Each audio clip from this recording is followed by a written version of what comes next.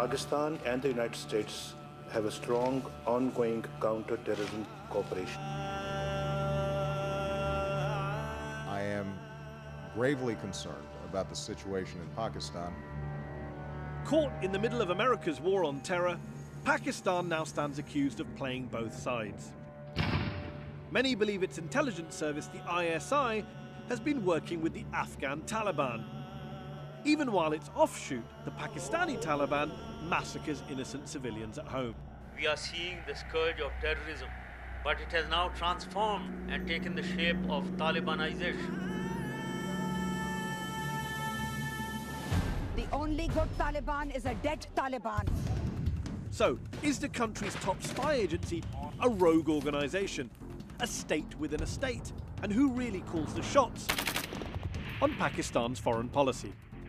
I'm Mehdi Hassan, and I've come here to the Oxford Union to go head-to-head with General Asad Durrani, the former Director General of the ISI. I'll challenge him on the rather cosy relationship between the Taliban and Pakistani intelligence, and ask him whether his country is still playing both sides in the so-called war on terror. Tonight, I'll also be joined by Dr. Farzana Sheikh, Associate Fellow at Chatham House and author of Making Sense of Pakistan, Declan Walsh, Pakistan Bureau Chief for the New York Times, and Shahzadi Beg, a human rights barrister and Pakistan specialist.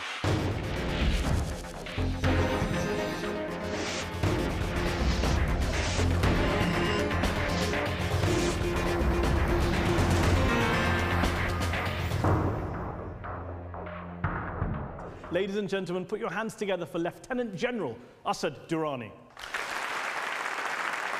A veteran of 2 Indo-Pakistani wars and former ambassador to Saudi Arabia, he's a staunch defender of the Pakistani military establishment.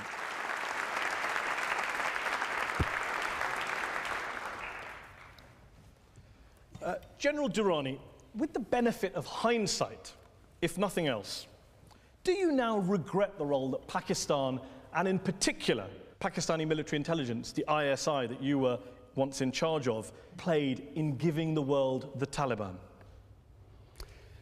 What we did was the requirement at that time. Still today, I wouldn't say that one regretted it. One played the card as it was to be played. Given what we've seen happened in Afghanistan since the fall of the Soviet Union, the Afghan Mujahideen, etc., you look back and say, if I could do it again, I'd do it the same way. You were in charge of a lot of that policy at the time. One would have done it a little better job, certainly. No doubt about that. When you say better job, you would have given us more Taliban or less? No. The Taliban emerged because after the Soviet Union, the Mujahideen were not entirely up to the task. So that is how they evolved. But since the fall of the Soviet Union, in fact, right up until very recently, depending on who you believe and which reports you read, you have been backing the Taliban in Afghanistan. The only reason they've managed to make a comeback is because of support from the Pakistan government, military, ISI. That's pretty outrageous, isn't it? After 2001, after the invasion of Afghanistan, the Taliban made the first move to reconciliate with the Kabul regime, which was rejected. And if they had to rise again to resist foreign occupation, and had 1/3 of the Afghan population sympathetic to the Taliban. If you're saying that they've got potential support, undeniably they do, they represent factions in Afghanistan, undeniably they do, that means, yes, you try and bring them into a political process. It doesn't mean you actually secretly, behind the scenes, support their so-called insurgency and help them by giving them weapons and letting them blow stuff up. How else would anyone speak to them unless they have some power potential? Unless they can show the ability, as I said, so 2002, if you reject them, you are out. So it's old-fashioned. You no longer count. It's old-fashioned ends justify the means. Is it old-fashioned? Well, modern. Oh, I thought it was very modern. Unless a party is in a position to play a role, no one is going to talk to them. This talking from a position of strength is a big myth. Hold on. Well, you seem to want it both ways. On the one hand, you're saying we had to talk to them because they had so much support, but they can only have so much support when we gave them weapons to blow stuff up. It's a bit of a contradiction. If if a ragtag militia of 25,000 insurgents, with the help of a state which is considered to be either failing or faltering or fumbling, like Pakistan, if they can achieve this particular status, then the least that I expect from an audience like this, in a country where, you know, they talk about the spirit of Eton and Harrow, to give the Taliban and their supporters in Pakistan a big applause. Applaud the Taliban. Well, Absolutely, because they have... You talk about resisting foreign occupation. Let's just break that down. Yeah. According to the UN, of the 4,000 people, civilians, who were killed in Afghanistan last year, the Taliban killed 75% of them. Is that what you want us to applaud? How many were killed by the occupation forces? Well, less than, well, 75% were killed by the Taliban. Maybe a little less, but I'm not contesting the figures. You're an educated man, you're a general, you're a senior person. Your response to me saying that they've killed 3 out of 4 civilians last year cannot be, how much did the other side kill? We are not in the playground, General. Yes. 75% of the civilian casualties were caused by the Afghan Taliban. You want us to applaud that? This is the nature of this war. It's futile to say they should have killed a few less, but in this type of warfare, people would die. You're talking in a very kind of sterile way, so let's just break this down. Are you saying that it is justified in this war for the Taliban, as they do, to blow up schools full of kids? Yes or no? I'm not justifying anything. Sounds like you are to me. I'm not justifying anything, I'm just trying to explain. You've said in the past that the US and Pakistan are, quote, at war against each other. Yeah. Is that still your view? Yeah. This was a big illusion on part of, let's say, Pakistan. They deluded themselves in believing that they were allies. Actually, they were not. The allies have the same objective, which we did not have. The allies also agree on a certain approach on which we did not. It's different to say we are at war. You use the phrase that America and Pakistan are at war. Right. The reason I bring this up is it's a funny sort of war in which one side gives the other side billions of dollars in aid, and the other side takes the money, pockets it, and then goes and helps the enemies of the people who gave them that cash. That's a weird sort of war. I think we got much less money than we should have. Okay. Keeping people on the leash. They certainly didn't give you money to go and help their enemies and give safe houses to Taliban leaders and coordinate their activities in Afghanistan with roadside bombs, etc., etc. So we fooled them. Is that what you think? You fooled them? No harm in doing that. What would you say to someone who says, basically, the behavior of Pakistan in recent years, and which you're clearly so proud of, is the behavior of a quite treacherous and duplicitous country? If you cannot ride 2 horses, you have no business to join the circus. Okay. You know who gave that advice? No. Lord Robertson, who was an illustrious British diplomat, Secretary General of NATO, and he was talking to Cohen, the Defense Secretary of the United States. These states play double games, and if we did it successfully, I suppose this is again in the nature of this thing. Okay. Do you regard yourself as a moral man? If it is concerning an individual's act and an individual's interest, then I suppose morality counts. But in the statecraft, the morality takes a backseat. You suggest that this is about statecraft, it's about playing games, it's about riding horses. If you said, you know what, we don't do morality, we get things done. The problem is, you don't get things done either. Even on a practical level, what you're doing hasn't worked. So take, for example, the Pakistani Taliban, the so-called TTP, who are an offshoot inspired by the Afghan Taliban. No. They are now blowing up kids' schools in Pakistan. They have been carrying out gross acts of terror for the past few years. Pakistani soldiers, people you served with, have died at their hands. That is a Frankenstein's monster that you lot created. That is a blowback from your pragmatic policies. Collateral damage. Oh, my word. There is a price to be paid for this type of game. It's a high-stake full game. Of kids is collateral damage. Right.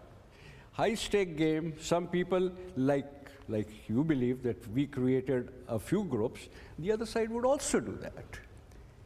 No, this is the only way this game is going to be played. It doesn't happen that one side sits back and says, let's be clear. The morality demands, the morality forget requires morality. As I said, forget morality. On a practical level, how does it help you that the groups you once armed and supported are now attacking you? Is that what you planned? Is that what you're saying? You knew this was going to happen and you approve of it?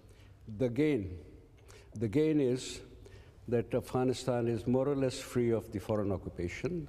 The gain is that Afghanistan can be reunited, reunified, and then whatever would be left with the TTP, one will have to deal with them. Nothing comes free of cost. This is not a game for the weak-hearted people. Would you describe the parents who lost kids in Peshawar in that school attack as weak-hearted people? No, they are not weak-hearted. I feel very strongly. I mean, I sympathize with them, except that I am just trying to explain. Doesn't sound like you sympathize with them. You said collateral damage was the school attack, that's which why is a I'm pretty describing. outrageous thing to say. I'm simply describing how these things happen. I do not have to justify anything. I do not even try and describe what is good and what is bad. I'm just trying to, for the benefit of everyone here, say how these things get clearly done. you do believe in good and bad because you think freeing Afghanistan of foreign occupation is worth all these deaths. Let's go to our panel who have been waiting patiently to come in here. Farzana Sheikh, you're the Pakistani author of Making Sense of Pakistan, fellow of the Chatham House think tank in London. Just listening to General Durrani, given there's literally no point asking any ethical or moral questions, clearly, on a pragmatic level, he seems to think everything's going well. The TTP can be handled. Afghanistan is free of foreign occupation. Is this a Pakistani success story that we're missing? No, what we've just heard, I think, is an absolutely breathtaking display of realpolitik.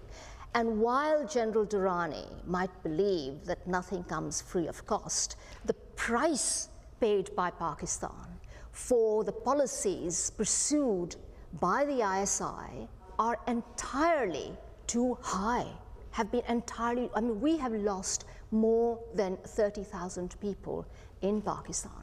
And that is unacceptable for a war that obviously went extremely wrong. It shows a massive failure on the part of this self-defeating strategy, because what you've done by pursuing this policy is sacrificed a whole country. Shehzadi Beg is here. He's a British human rights lawyer of Pakistani heritage. You've worked on issues of corruption and governance inside Pakistan. I can't resist. I'm going to ask the moral question. Isn't it outrageous to hear people saying, actually, it's fine to be working with the Taliban and we should be applauding the Taliban, and the Pakistani ISI carrying on doing it even now? It's outrageous when any innocent person is killed by anybody. Let's go back a few decades, because to really understand the picture that we're talking about, we need to go back to the time when the Soviets invaded Afghanistan and there was a tripartite partnership between the United States, Saudi Arabia, and Pakistan, which set up, encouraged the Mujahideen.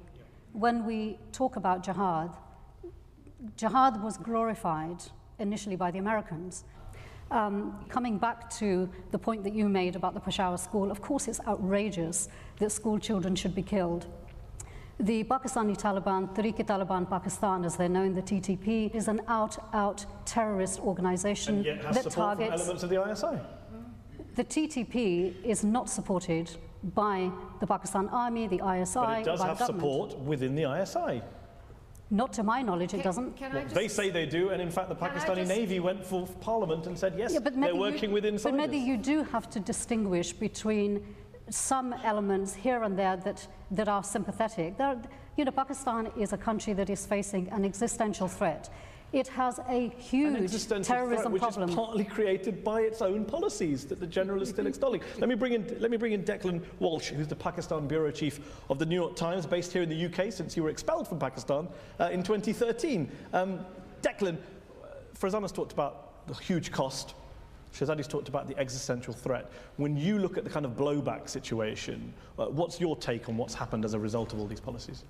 Well, again, I mean, the recent attack in Peshawar in which 150 people died is really the most graphic and, I think, for ordinary Pakistanis, distressing blowback from all of these years of effectively the ISI and the state instrumentalizing the use of jihad as a weapon for the country's foreign policy objectives. What the General didn't speak about is what the ISI and people like General Durrani actually want to see for the future of Afghanistan, because when you go to Afghanistan, you'll meet ordinary Afghans who say, look, these people have been interfering in our country for the last 3 decades, and now we would like them to please step out. Okay. Do you believe, General Durrani, and do you expect people in this room to believe, that the ISI had no knowledge of where Osama bin Laden was before his death. That bin Laden, who was discovered in 2011 in Pakistan, in Abbottabad, in a very large building, in a military town, near a military base, and the ISI had no clue that he was there. Really? Till today, I cannot say exactly what happened, but my assessment, I mean, it's about giving your assessment. My assessment was, it is quite possible that they did not know, but it was more probable that they did. And the idea was that at the right time, his location would be revealed. And the right time would have been when you can get the necessary quid pro quo. If you have someone like Osama bin Laden, you are not going to simply hand him over to the United States. The quid pro quo, to my mind, until today, I'm not going to say that it was, that I have known about it, that I'm absolutely sure about it, and that was, you get your Osama bin Laden, provided now let's agree on how to bring the Afghan problem to an end. When you say we may have known where he was and we may have produced him, does that mean you know where he is, or actually you're sheltering him? It's an ISI safe house. If ISI was doing that, then I would say that they were doing a good job. And if they revealed his location, they again probably did what was required to be done. Are you going to ask us now to give a round of applause to Osama bin Laden as well? Except that I do not know what happened. I do not know what happened. Leon Panetta, who was CIA director, he said that it was either the Pakistanis were either involved or they were incompetent. I think the admission of incompetence was probably done on political reasons. We did not want, again, as far as the people of Pakistan were concerned, it was going to be very uncomfortable for them that their government, you know, is in cahoot now with the United States and gets hold of Osama bin Laden, who incidentally was quite an admired figure in Pakistan. Were you an admirer of Osama bin Laden's? I am not going to talk about my personal thing at all. Really? No. Did you know why you were coming to be on this program? No, I mean, of course, you know. There are a few things that I should not, otherwise I'm not talking about, you know, did you manage his operations in the 80s? Although, did you manage his operation in the 80s? 80s? Yeah.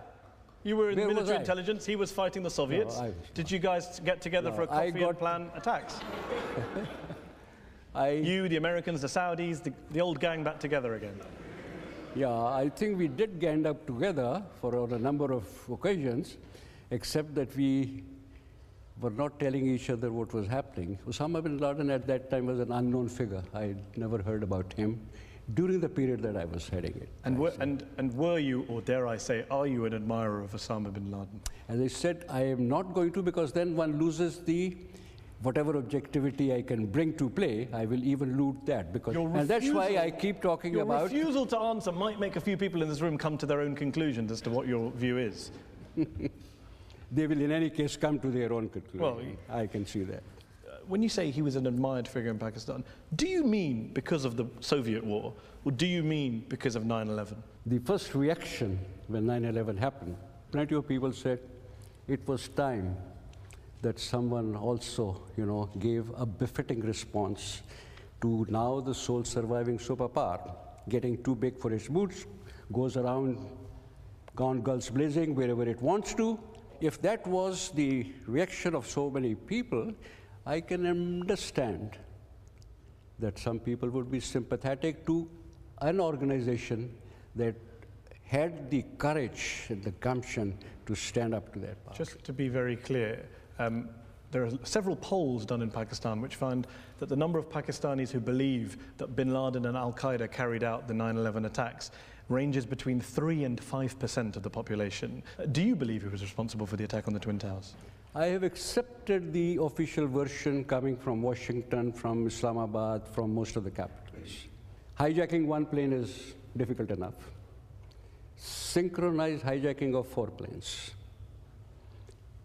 Going and hitting a target, a pinpoint target. For 45 minutes, American Air Force cannot get airborne. Even Pakistani Air Force in 10 to 15 minutes will be able to scramble. Now, these are those things that may not be clear to me. Maybe there is an answer, maybe there is an explanation. You're a bit of what the Americans call a truther. What I never get with conspiracy theories in 9/11, especially in the Muslim majority world, is on the one hand you say bin Laden was courageous, America had it coming. On the other hand you say, well, actually it was an inside job, it wasn't really the terrorists. You can't have it both ways, surely. I'm not saying that, because I do not know enough about it. Okay, let's go to our panel. Farzana, Osama bin Laden, where do you stand on the whole debate? Because, of course, the official line, I should say, from the Pakistani government is, we had no clue he was there. In fact, they've arrested a lot of people who allegedly helped the Americans find him. I am on record as saying that I find it entirely implausible that the ISI knew nothing about Mr. bin Laden's whereabouts.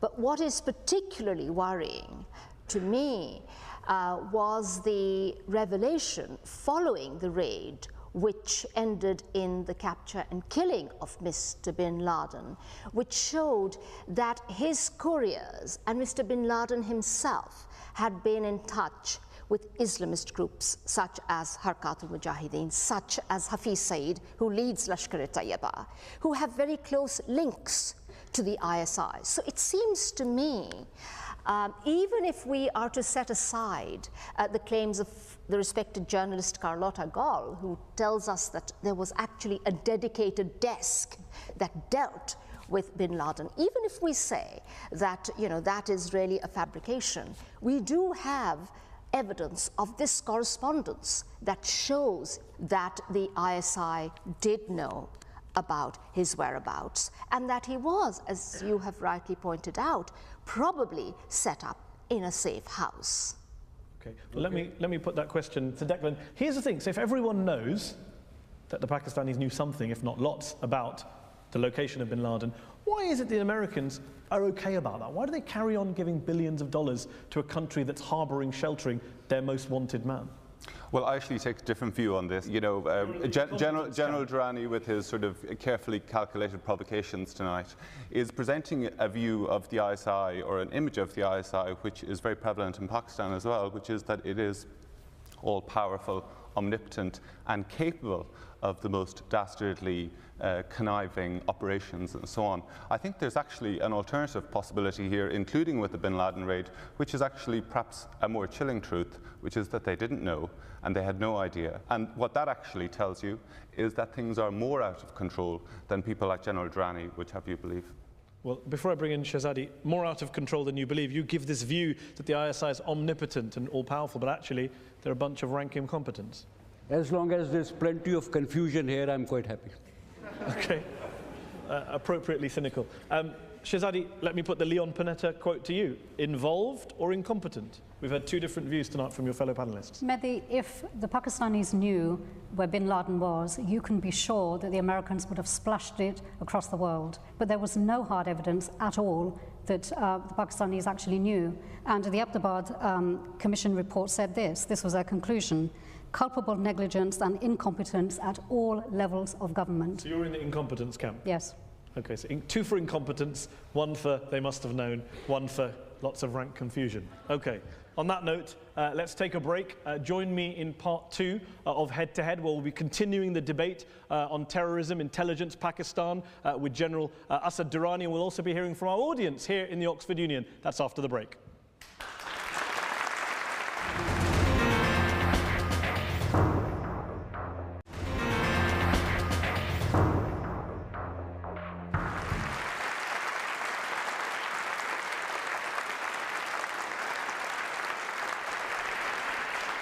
Welcome back to Head on Al Jazeera. We're talking to General Asad Durrani, former Director General of the Pakistani ISI, the Inter-Services Intelligence Agency. We've been talking about the Taliban, Afghanistan, bin Laden. Back in 2005, the CIA produced a report which suggested that Pakistan, with all its corruption, economic dysfunction, rising levels of internal violence, sectarianism, etc., would by 2015 be a failed state.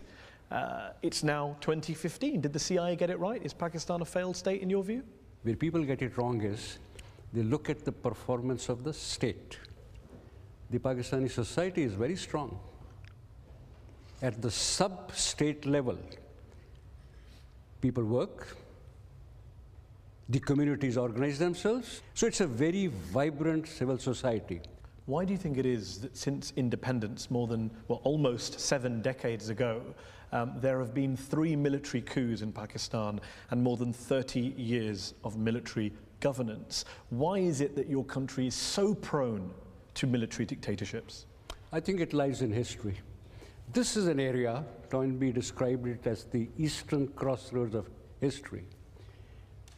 The armed forces have trampled over this place. The foreigners have come and gone. So people in this area have always had a healthy respect for the military. That is number one. Secondly, after the partition, I think because of the environment in which the country was created, India on the east, the Kashmir problem, the new country, etc., this was an organization that gained the maximum respect. The military, despite everything, remains the most popular organization in the country. On that basis, then, are you someone who thinks that actually it would be better to have military rule in Pakistan than democratic rule? Better or not, that I do not know. During the military periods, what one has seen is more stability, better law and order, better economic development. Institutions have not been developed during that period.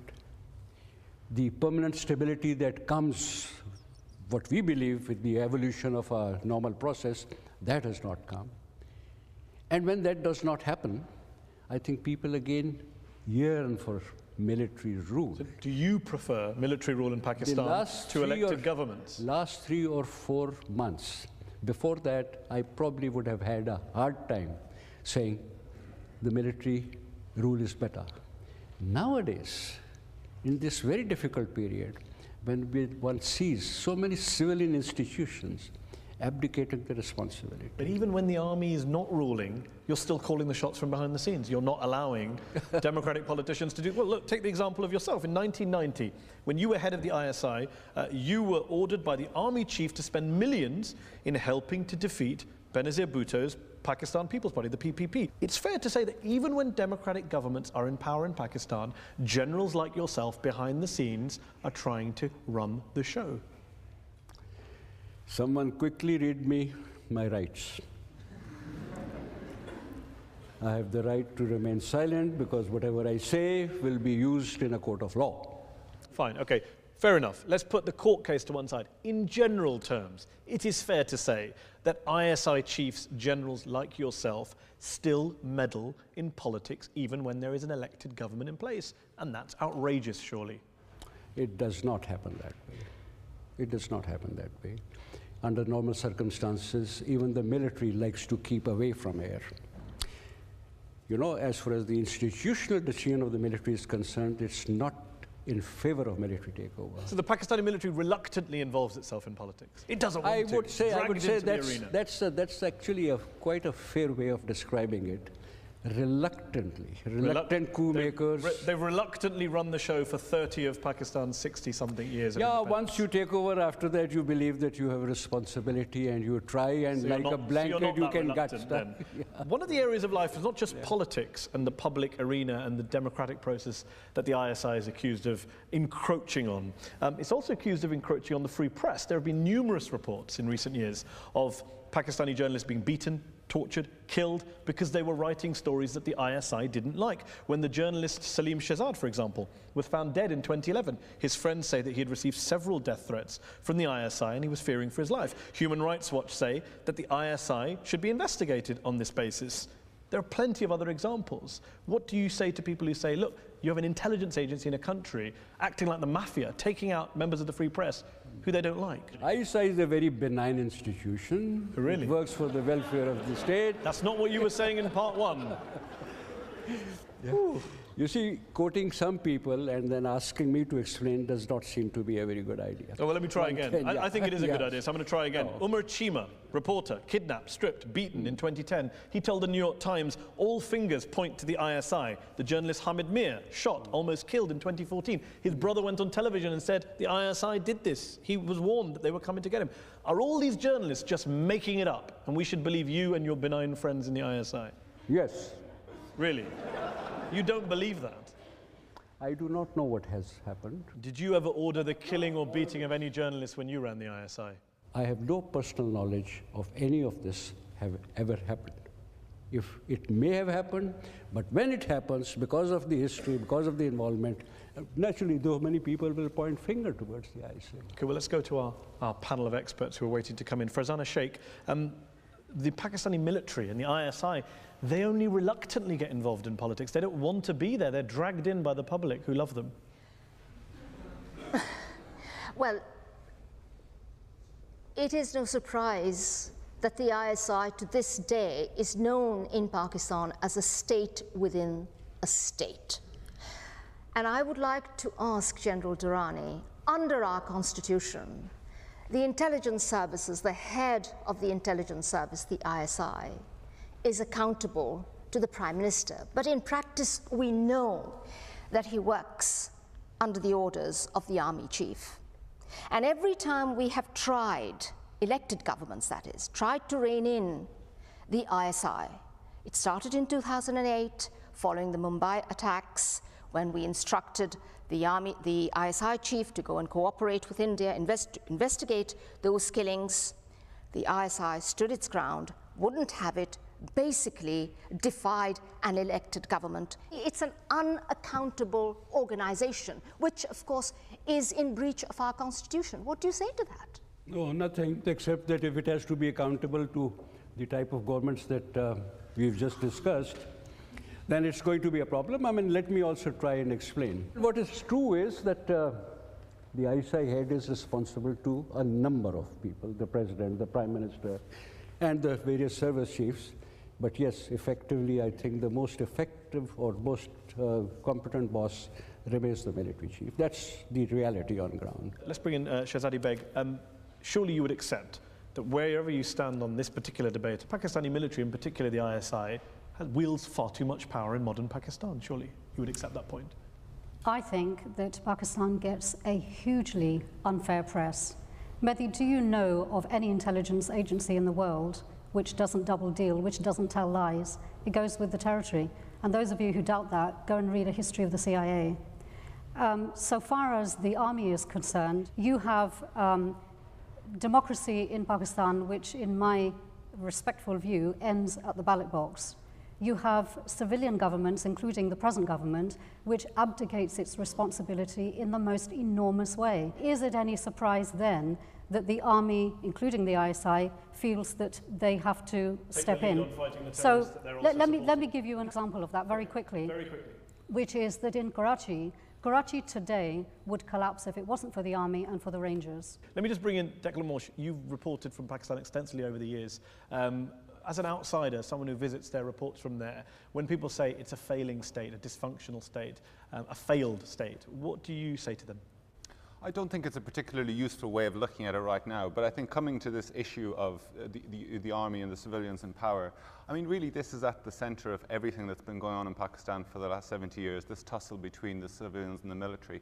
And the fact that it is still unresolved after so many coups, with the continued prominence of people like General Durrani, tells you how the most fundamental things about how Pakistan should be run as a country are still not decided among Pakistanis themselves. And that, I think, is at the center of many of the much of the turbulence we see in the country. And Declan, I've got to ask you this question. I mentioned in the first half that you were expelled from Pakistan in 2013.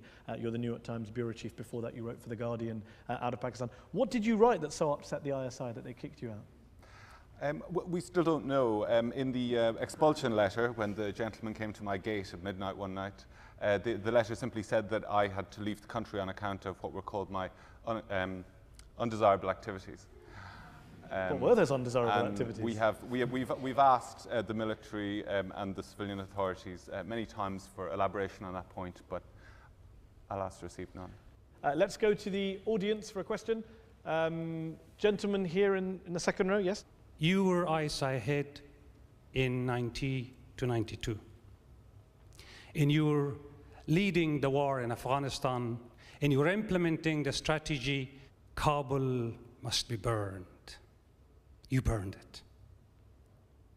My mother lost a 16-year-old son. Since 1992 till today, her tears has dried up. And millions, 2.5 million were killed. And still Afghanistan is suffering. When it comes to personal issues, are you ready to condemn your actions and apologize? Make an apology to my mother and to people like me and millions of Afghans who you have killed. Okay, you made your point very strongly, sir. Yeah. Let the General respond now. Make an apology, stand trial, or to be dragged to a court. Thank you. Look, I'm very sorry for any personal losses that people have suffered. That policy got the Soviet occupation vacated. As far as the destruction of Kabul is concerned, that took place after the Soviet withdrawal because of a particular civil war that took place, the power struggle that took place between the PDPA and subsequently the Mujahideen. Gentleman here in the yellow jacket. Do you want to wait for the microphone to come to you? Do you not think, General Assad, that Britain has played a larger role in making the Taliban more violent in places like Helmand than Pakistan ever has? The only good thing that I can think that the British did, they did not come down too heavily on narcotics. Because, and I'm very serious about this, once everyone else is gone, the foreign aid has also been taken away. What are the Afghans going to do to sustain this particular structure that has been created? They will probably be banking more on the narcotics. And you'd be in favor of that? I'm not trying to say that it's a good thing or bad thing, but 2 to 3 million Afghans nowadays live from on this industry. And it's also a great sustainer of the Taliban, of course, who, remember, you wanted us to applaud. Let's take a question from a lady there in the black shirt. Back in the 90s, you thought that you wouldn't change a thing the way the ISI handled the Taliban. How do you think you would do things differently now when the US forces and NATO forces retreat from Afghanistan? And how do you think that will affect Pakistan's future? I think Pakistan has been trying to position itself for the last about few years as to what would happen. Last 4 or 5 years, I see Pakistan trying to mend its fences with Iran. With Russia, I suppose we've made a breakthrough. The region together, trying to persuade, coax, bribe, somehow or other push the Afghan factions to find that consensus that I've been talking about. Okay, let's take a question from the back. Gentleman there. After the Peshawar incident, you've had the setup of the military courts in Pakistan. As a counter-terrorism strategy, do you think that will be successful in addressing the menace that we have of extremism in Pakistan today? I'm not sure if it's what I mean. People have heaved a sigh of relief that the military will hang them. And sometimes I do ask myself this question. If there are people who are actually prepared to give their, blow themselves up, how is the hanging going to deter them from doing it? So that is where we are. Shehzadi, very briefly, yes. I'm not in favour of military courts. The fact is that the justice system in Pakistan today is on trial. In 2 years' time, when military courts come to an end, there isn't going to be a magic fix. Okay. Gentleman here, yes, in the glasses and the sweater. Do you want to wait for the microphone to come to you? During the first half of the program, you stated that in matters of statecraft, morality needs to take the back seat. Do you believe that your peers, in terms of other heads of intelligence services, also share that view in other countries? Yes, I do. Do you, just to follow up on that, just to make Shehzadi's point, do you believe that other intelligence agencies behave in exactly the same way as the ISI? Oh, worse, I suppose. The so-called rogue operations that take place can go and blow up, certain places because to stage a false flag operations. Have you ever heard about them? How is that worse than what the ISI does? Yeah, I mean, they may be bigger in magnitudes, the stakes may be much less. Phone calls were intercepted by US Afghan intelligence with the ISI planning an attack on the Indian embassy in Kabul. Oh, no, that's not true. That's not true? If the phone calls were intercepted, then I suppose the people in the ISI were not doing a very good job. Is there a line that the ISI shouldn't cross, for you, in your view? Or is the ISI able to do whatever it wants? No, the ISI would do anything possible, anything that it can do to carry out that assessment. So there's no limits, there's no laws, there's no restraints? None, except for the mission that it has. And if that applies to every intelligence agency in the world, it is. It's a bit of a crazy planet you all want us to live on, where everyone just gets to kill each other. That's what they would do, especially those intelligence agencies which are faced with a situation like us. Well, the CIA... Worse, abhorrent Guantanamo torture. Bay. The CIA carried out abhorrent torture, but at least American politicians published a report on it. Have we had an equivalent report on the ISI? Has the Pakistani parliament ever produced a report on the ISI's wrongdoings in the way that the US Senate did the other day? Because there were no wrongdoings, so that's why they were. Okay. Lady there in the red shirt, and then this gentleman here has been waiting a while. I remember people writing about the results of supporting Taliban. That was a time when army would deny that, there's not going to be a blowback.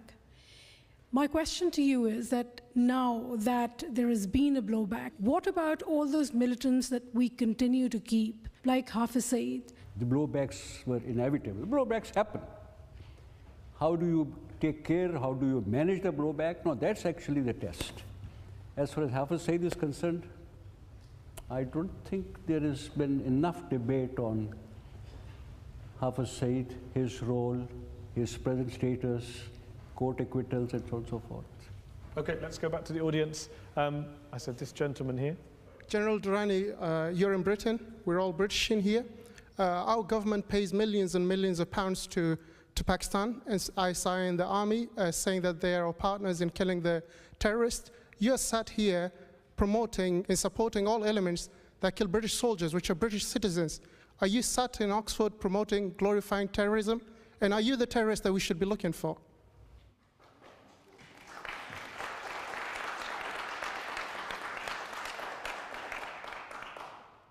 The British soldiers went to Afghanistan as part of an invading force. They fought a war there, and some people would die. And many of those soldiers, when the soldiers go and take part in the war, there is no such insurance guarantee that they are going to come back. General Durrani, in the interests of balance, the British government would point out that whatever happened in 2001 happened under a UN resolution. The soldiers that went into Helmand went in with the consent of an elected Afghan government. Yeah, those people who are resisting them, they're not going to be looking at the United Nations security resolutions, which United Nations, in any case, the United Nations Security Council has become a handmaiden of certain powers. Okay, right? Gentleman here.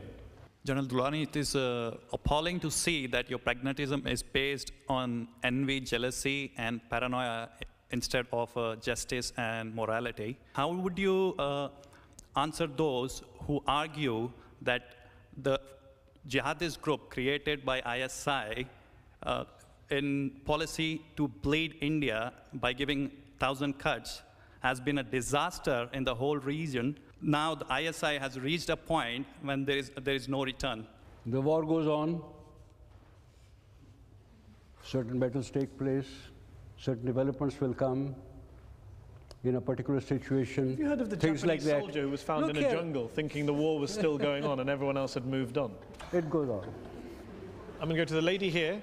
I'm sympathetic to the criticism of America's war of occupation in Afghanistan, but I'm curious, the one time that the Pakistani military and the generals could have resisted was to actually save the people of Afghanistan from this current invasion, but General Musharraf rolled over and agreed to provide political support to the Afghan war, to the invasion of Afghanistan. So is there a different standard? I would say that once that decision was taken, there was an environment in which one could have understood. 9/11 has taken place. The whole world is, shouting for a revenge and action. And at that time, General Musharraf says, we will cooperate. Over a period of time, to his credit, I think he also started understanding that this type of an alliance is not going to do any good to Afghanistan or to Pakistan. That is what he realized. And that is the time when the parting of the ways took place, till the period of 2011 when I said, well, both the countries were now at war with each other. Okay, last audience question, gentleman in the blue shirt here. Hi, as an Indian, I would like to ask, don't you think the desperateness of Pakistan for Kashmir has compromised the development of the country as a whole? Like, won't it be good? The money which Pakistan receives as a foreign aid, it invests in civilian development, like setting up big universities like Oxford or IITs in India, rather than funding militants in Kashmir? Yeah, these are always a very difficult balance to be struck between how much you want to spend on the military and how much for the civil society. It's a pretty bad balance in Pakistan. Maybe it was a situation that led to that. Maybe more money was spent because security was the main concern. Possibly the money that was allocated to the civilian agencies may not have been used as effectively as the one that was spent on the military. Because after all, just remember one thing, despite all these things, if today the equation between India and Pakistan has come to a stalemate, it's stalemated, conventionally and unconventionally, so some use of that particular money that was spent on the military can be reasonably understood, if not justified. when it comes to helping, and that is the DNA of Pakistan. Just a minute, probably the most important point this evening. Pakistan is not like any other normal country. No, that's clear. No, it is not. It's a very unusual place. Historically, the Muslims of the subcontinent have associated themselves with the greater Ummah. Khilafat movement, they sent people there. After the birth of Pakistan, not only providing help to the Afghans to resist foreign aggression, sending pilots to Syria to fight the Israelis, Chechens and Bosnians being supported by the Pakistanis, the militaries in the Gulf being trained by the Pakistanis. The cost at home. Well, there is always going to be a cost for these sublime purposes. These are, You genuinely believe these are sublime purposes? Absolutely. Let me ask you this, given you Today, if Pakistan is in the limelight, for some people, perhaps not for the best of reasons. I think it's undoubtedly not for the best of reasons. Let me ask you this last question then. You've spoken very confidently tonight. Many would say you've expressed some pretty appalling views, I'll have to be honest about that. But you've done it very confidently, very passionately. Let me ask you this then. When you were head of the ISI, and when you look back on your career, what do you regret most? During my period, Afghanistan to be settled, the uprising in Kashmir taking place, the political transition within the country. So I'm not claiming that everything was done optimally, to the best of the abilities. One could have done a few things differently. But at that time, one was muddling through, one was trying to make the best of a bad situation. And God knows one has made more than one shares mistakes. Now that is true, that has happened.